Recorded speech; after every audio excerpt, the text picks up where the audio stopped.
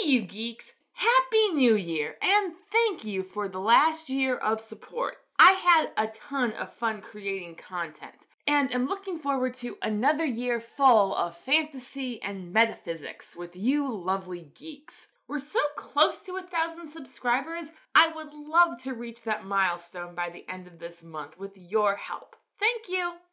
Anyway, let's milk this Wheel of Time sucker dry before the topic stops trending. We've no time to sit and dither, while our withers wither with her.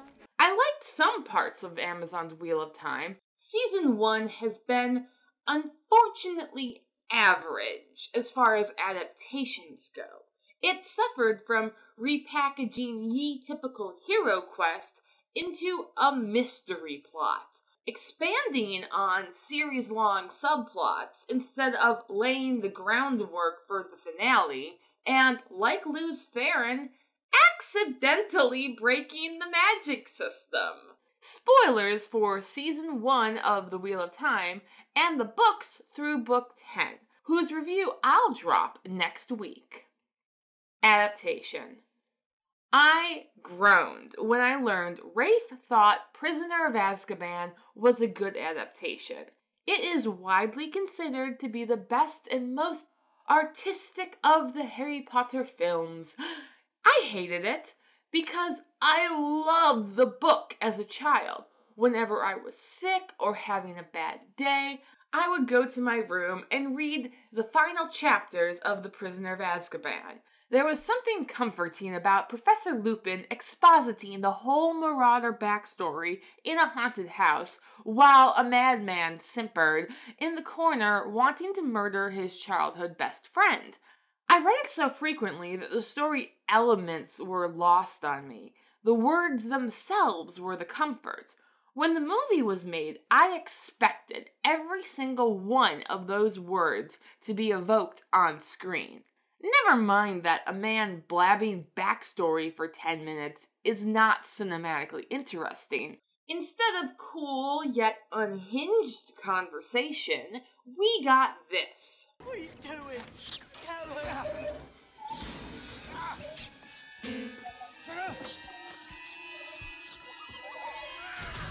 That's it. I was not happy. I had never felt so betrayed by an adaptation before. Then Aragon came out, and that movie that does not exist, and we're not even mentioning Percy Jackson. All pointed to The Prisoner of Azkaban being a better film than I gave it credit for.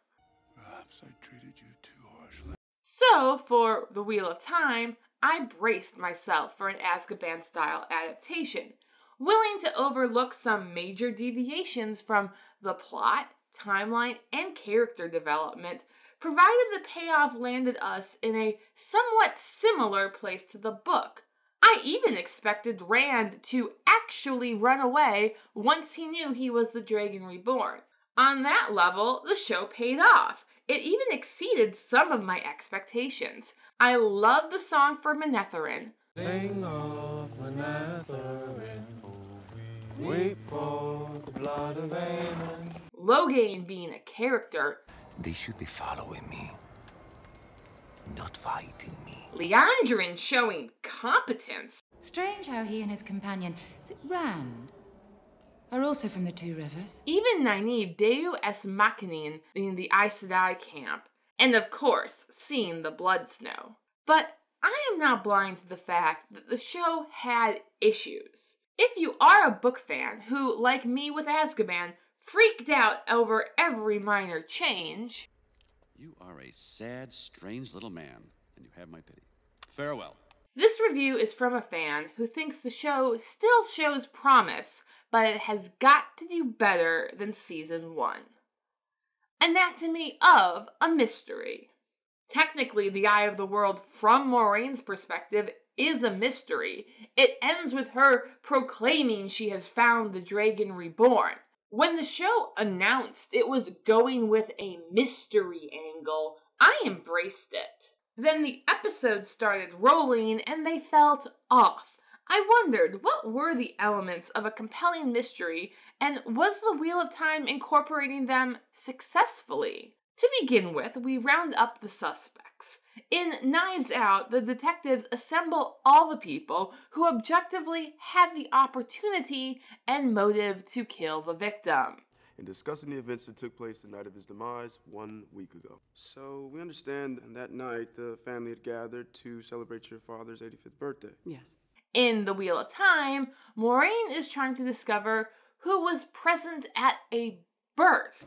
The dragon has been born again. And it's one of you. The show tells us when, but not where. Of course, book readers know that the Dragon Reborn was born on Dragonmount, but they also know Rand is the dragon, so this mystery isn't for them. Without establishing a place of birth, viewers lose half the subtext of Maureen's conversation with Nynaeve. You're not from here, are you? The old wisdom brought you here when you were a baby. A casual viewer couldn't put the pieces together and conclude on their own that Nynaeve is a dragon suspect, nor could they dismiss her because she is too old. Maureen does this, but the audience can't do it for themselves. The show then shifts, trying to establish a motive to solve the mystery of the Dragon Reborn. Motive is very key to good mysteries. In Knives Out, we go from family member to family member, learning their possible reasons for wanting the victim dead. Protecting a relationship is a motive that's weak sauce. You know that. Well, then there is Joni. Joni? Lifestyle guru Joni. No, Harlan was supporting her and her daughter, and that's the opposite of a motive. In doing so, we learn about each character and rank them on our list of suspects in turn. The Wheel of Time's problem is that no one is motivated to be the Dragon Reborn, save perhaps Egwene, the first red herring. Her motive is what carries episodes 2 and 3's plot. What did she promise you last night? That you're the one? She said we need to go to the White Tower. And you believe Moraine? Egwene does. But as the first red herring, she is shortly ruled out. Not for a clear-cut reason like she was born in the Two Rivers, but because the show just pivoted to a midpoint prime suspect, Nynaeve. In BBC Sherlock's The Blind Banker's midpoint, Sherlock finds a woman who could crack the mystery wide open. But what's the code? All the smugglers know it. It's based upon a book. Only for her to be murdered, leaving Sherlock a clue that the key to his mystery cipher is a book. The problem with Nynaeve being a midpoint prime suspect is that Moraine ruled her out in the first episode. So, the dramatic twist that reshapes the entire case for the detectives, dropping them and the audience into a darkest hour, never drops.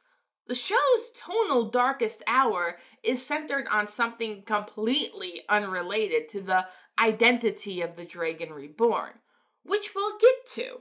Though they float an evil Matt or Perrin as possible suspects, those felt half-hearted to me.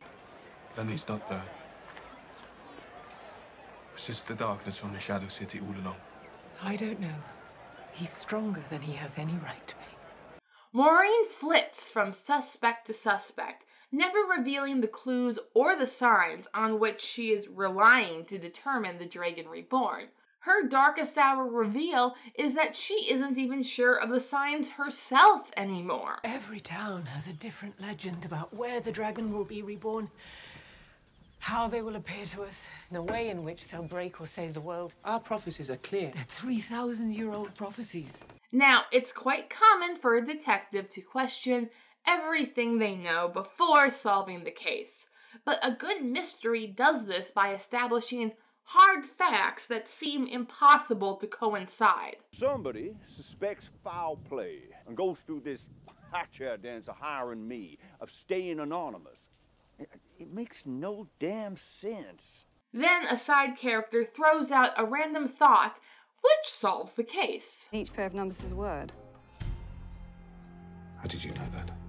Well, 2 words have already been translated here. The show gives us no hard facts, just Moraine's meltdown, which could be a cool story, but makes for a poor mystery. And the show is still forcing the mystery plot because we have a side character make the critical suggestion. We don't know which one of them is the dragon. Take them all. The show's finale hinged on Willy Wonka-style antics to solve a mystery, which is why Rand had to just come out and say it. It's me.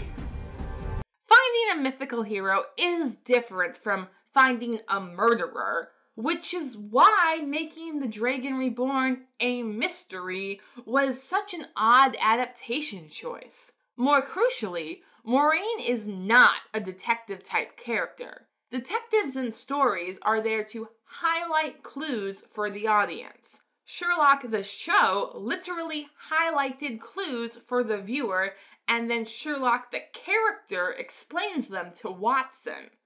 How did you know? Did you see his watch? His watch? Time was right, but the date was wrong. Moraine, however, is an Aes Sedai. I never explain anything.